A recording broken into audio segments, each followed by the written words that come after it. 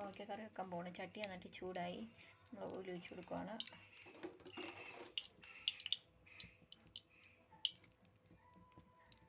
Oil ചെറുതായിട്ടൊന്ന് ചൂടായി നന്നായിട്ട് ചൂടായി വന്നിട്ടുണ്ട് ഗൈസ്. നമുക്ക് കടുക് ഇട്ട് കൊടുക്കാം.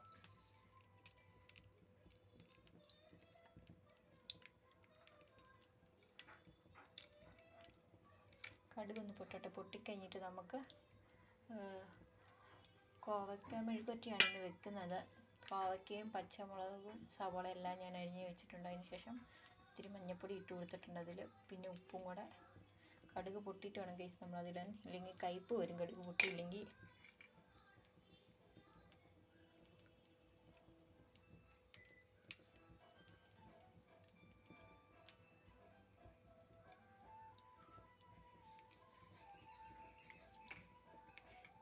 ഗൈസ് അങ്ങനെ നമ്മുടെ കടുക് പൊട്ടി. നമുക്ക് അരിഞ്ഞ കോവയ്ക്ക ഇട്ട് കൊടുക്കാം.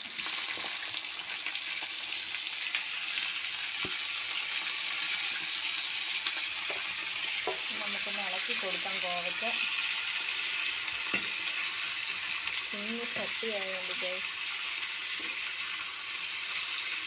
ഞാൻ കോവയ്ക്കകത്ത് സവാളയും പച്ചമുളകും എല്ലാം അരിഞ്ഞിട്ട് ഗൈസ്. പിന്നെ മഞ്ഞൾപ്പൊടിയൊക്കെ ഇട്ട് കൊടുത്തു. ഞാൻ ഇങ്ങനെയാണ് കറി. തേങ്ങാക്കൊപ്പം ഉണ്ടെങ്കിൽ നല്ലതാണ് ഗൈസ്. നമുക്ക് തേങ്ങയില്ല, പിന്നെ എനിക്കത് തേങ്ങ കൂട്ടിയുള്ള കറി ഇഷ്ടമില്ല. തേങ്ങ ഇട്ട് കഴിഞ്ഞാൽ സൂപ്പറാണ്. ഇനി നമുക്കൊരു 10 മിനിറ്റ്, നമുക്ക് ഒരു 10-20 മിനിറ്റ് മൂടി വെക്കാം ഗൈസ്.